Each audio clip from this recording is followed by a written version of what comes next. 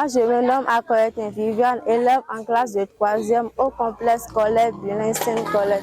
Je voudrais avoir plus de précisions sur la notion de if clause en anglais. If clause, c'est une structure qui a jusqu'à 3 types. En anglais, nous disons type 1, type 2 et type 3. Et ces 3 types sont basés sur les verbes irréguliers. Si ces apprenants ne maîtrisent pas les verbes irréguliers, ils auront toujours des problèmes fondamentaux pour ces structures. Par exemple, prenons if clause type 1. Voici la règle. La règle dit quoi?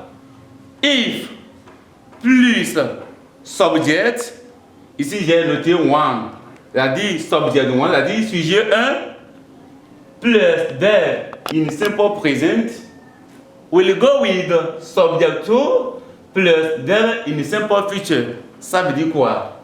If, qui est la condition, qui signifie si, plus sujet, parce que nous aurons 2 sujets dans la phrase, plus le sujet 1, avec le verbe qui est conjugué au présent, maintenant va entraîner le sujet D plus le verbe qui sera conjugué au futur simple.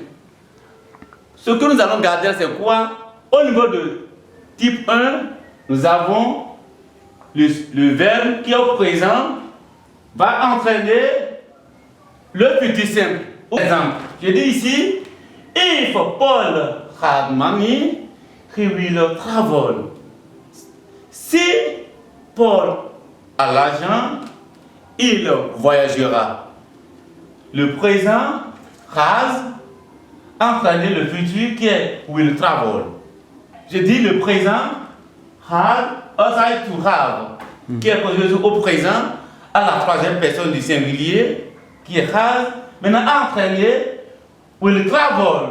Bon, d'abord vérifions ce que on a donné ici. If, n'est-ce pas, qui est ici subject 1, qui est Paul, verbe in simple present, qui est to have, qui est conjugué au présent à la 3e personne du singulier qui est has, will go with the subject 2, qui est he, le sujet 2, va entraîner des verbes in simple future, verbe qui est au futur simple.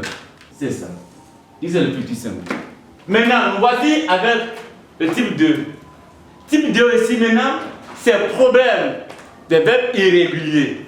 Il n'y a pas, je suis détenteur du savoir, non. Les verbes irréguliers, que ce soit docteur, que ce soit apprenant, il faut que nous les maîtrisons.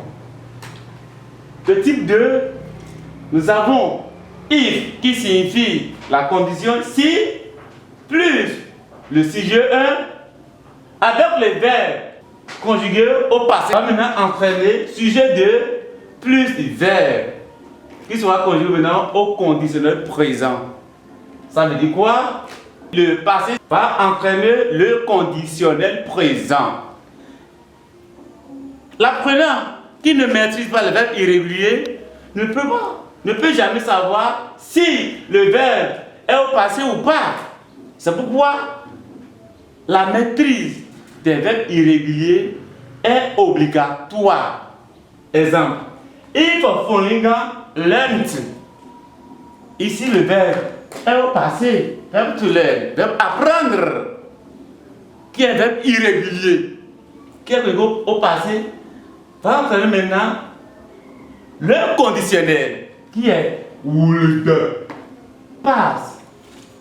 Exemple que j'ai donné ici, il dit if Folinga learned his lessons, he would pass. Si Folinga apprenait ses leçons, il le passerait. Très simple. Donc le passé entraîne le conditionnel. Et pour maîtriser les verbes au passé, nous devons maîtriser obligatoirement les verbes irréguliers. Que ce soit des verbes irréguliers ou soit des verbes réguliers. Maintenant, le secret que je vais donner ici au niveau de conditionnel, c'est quoi? Les apprenants doivent savoir que juste après le sujet D, ils vont seulement garder would plus base verb. C'est quoi base verb? Infinitif sans tout. Ils vont faire subject to plus would. Et arriver maintenant le bis verbe. Et c'est fini. Au niveau de type 3, c'est toujours problème des verbes irréguliers. Nous avons if plus subject one plus had plus verbe in past participe. Ok, we'll go with a subject to plus would. Have plus verbe in past participe. Ça veut dire quoi? Au niveau de type 3, nous devons maîtriser aussi nécessairement les verbes irréguliers et réguliers. C'est-à-dire la condition if plus sujet, si nous voyons if plus sujet et un verbe, tout ça, tout have, en même temps qu'on dit au passé, le verbe qui va suivre va donner directement le participe passé. Il faut plus sujet, plus cadre, plus verbe qui est au participe passé. Maintenant, va entraîner sujet de plus would have. Would have maintenant plus verbe in past participe. Ça veut dire quoi? Je vais passer un exemple. If I had bought the rice, I would have eaten it. If I had bought the rice, I would have eaten it. Ça veut dire quoi? Si j'avais acheté le riz, j'aurais mangé. Donc, le problème fondamental de cette structure, c'est les verbes irréguliers. Et pour maîtriser ces verbes irréguliers, il n'y a pas d'autre magie, hein? C'est de les apprendre au jour le jour. Bon, je leur donne un conseil très simple. Hein? La première dit, je dois maîtriser 2 verbes irréguliers par jour. Ça veut dire que dans une semaine, les peuvent dire au moins 7 verbes irréguliers.